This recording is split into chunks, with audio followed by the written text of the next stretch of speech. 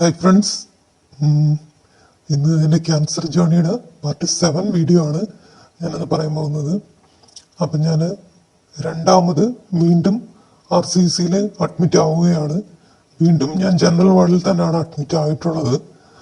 അപ്പോഴേ എൻ്റെ ആദ്യത്തെ 6 കീമോ കഴിഞ്ഞു. അപ്പോൾ അടുത്ത 6 കീമോയ്ക്ക് വേണ്ടിയിട്ടാണ് ഞാൻ അഡ്മിറ്റ് ആവുന്നത്.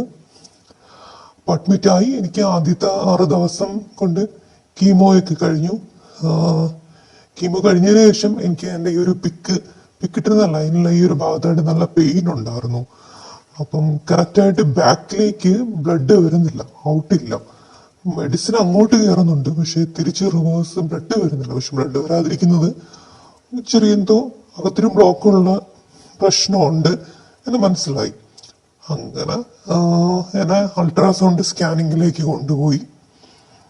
അപ്പം അവിടെ ചെന്നപ്പം ചെറിയ പ്രശ്നമുണ്ട്. ഇൻഫെക്ഷൻ ഒന്നുമില്ല, പക്ഷെ എനിക്ക് എൻ്റെ ഡയഗ്നോസിസിൽ ക്യാൻസറിൻ്റെ കൂടെ പുതിയൊരു സാധനവും കൂടി കിട്ടി. അത് ഡീപ്പ് വെയിൻ ത്രോംബോസിസ് എന്ന് പറഞ്ഞൊരു ഡിസീസാണ്. Blood clot ആവുന്നൊരു ഡിസീസാണ്. അങ്ങനെ അതിനു വേണ്ടിയിട്ട് എനിക്ക് 2 നേരം ഇഞ്ചക്ഷൻ ഉണ്ട്. ആ ഇഞ്ചക്ഷന്റെ വില എന്ന് പറയുന്നത് ഒരു നേരം 500 രൂപ അടുപ്പിച്ചാണ്. അങ്ങനെ 2 നേരം 1000 രൂപ. അങ്ങനെ എനിക്ക് 6 മാസത്തോളം, പക്ഷെ 6 മാസമല്ല, ഇപ്പോഴും ഞാൻ അതിന്റെ ട്രീറ്റ്മെന്റിൽ തന്നെയാണ്, ഈ ഡീപ്പ് വെയിൻ ത്രോംബോസിസ് എന്ന് പറഞ്ഞൊരു ഡിസീസിന് വേണ്ടിയിട്ട്. അപ്പം ആദ്യത്തെ ഈ ഒരു മാസം ഫുൾ എനിക്ക് 2 ഡോസ് ഇഞ്ചക്ഷൻ വീതമാണ്. അത് കയ്യിലെടുത്തു, 2 കയ്യിലും എടുത്തു. പിന്നെ അവസാനം സ്റ്റൊമക്കിലെടുത്ത്, തൊടയിലെടുത്ത്. അപ്പം കയ്യിൽ മാത്രമാകുമ്പം ഒരു ഓൾറെഡി വേറെ ഇഞ്ചക്ഷൻ ഒക്കെ ഉണ്ട്. അതിന്റെ കൂടെ എപ്പോഴും കയ്യിലായപ്പം കൈ മരവിക്കാൻ തുടങ്ങി. അങ്ങനെ സ്റ്റൊമക്കിൽ പക്ഷെ നല്ല പെയിനായിരുന്നു. തൈസിലെടുക്കുന്ന സമയത്ത് അത്ര പെയിൻ ഇല്ലായിരുന്നു. അപ്പം കൂടുതലും ഞാൻ തൊടയിൽ തന്നെ ആയിരുന്നു ഇഞ്ചക്ഷൻ എടുപ്പിക്കുന്നത്. അപ്പം അങ്ങനെ ഒരു സാധനം കൂടി പുതിയത് കിട്ടി.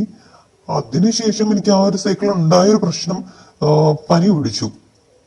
നോർമലി പനി ജലദോഷമൊന്നും ഒരു പ്രശ്നമില്ല, പക്ഷെ ട്രീറ്റ്മെന്റിലായിരിക്കുന്ന സമയത്ത് കണ്ടിന്യൂസ് പനി വന്നാൽ അതൊരു വലിയ പ്രശ്നമാണ്.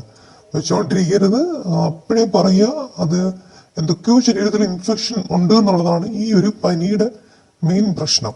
അപ്പം പനി പിടിച്ച സമയത്ത് ബ്ലഡ് കൾച്ചർ ചെയ്തു. ഭാഗ്യം കൊണ്ട് വേറെ പ്രശ്നമൊന്നുമില്ല. 2-3 ദിവസം പനി അങ്ങനെ അടുപ്പിച്ചുണ്ടായിരുന്നു. 1-2 ഡിഗ്രി സെൽഷ്യസ് ഒക്കെ ആയിരുന്നു ആ ടൈമില്. അപ്പം ആ സമയത്ത് ചുമയൊന്നും ഇല്ലായിരുന്നു, പക്ഷെ എന്റെ ത്രോട്ട്, എന്റെ നാക്ക് മുതൽ അങ്ങ് എനിക്ക് തോന്നുന്നു താഴെ വരെയും തൊലി ഇളകിയിട്ടുണ്ടായിരുന്നു, തൊലി പൊട്ടിയിട്ടുണ്ട്. അപ്പം ഫുഡൊക്കെ കഴിക്കുന്ന സമയത്ത് നല്ല പെയിനാണ്, ഇറങ്ങാതിരത്തൊക്കെ നല്ല പെയിനായിരുന്നു. തൊണ്ടയ്ക്കും ഒക്കെ താഴോട്ട് ഇറങ്ങുന്തോറും എരിച്ചിലായിരുന്നു.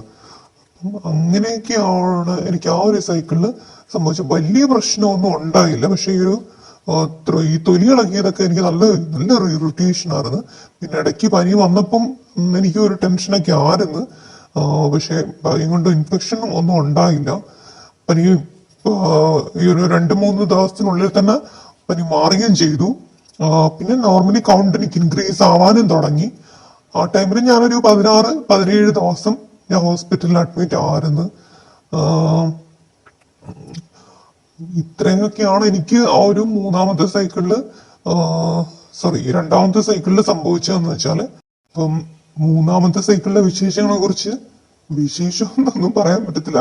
3ാമത്തെ സൈക്കിളിൽ എനിക്ക് സംഭവിച്ച കാര്യങ്ങളെ കുറിച്ച് ഞാൻ എൻ്റെ അടുത്ത വീഡിയോയിൽ കൂടെ പറയാം. അപ്പൊ എല്ലാരും വീഡിയോ ഒക്കെ കാണുക.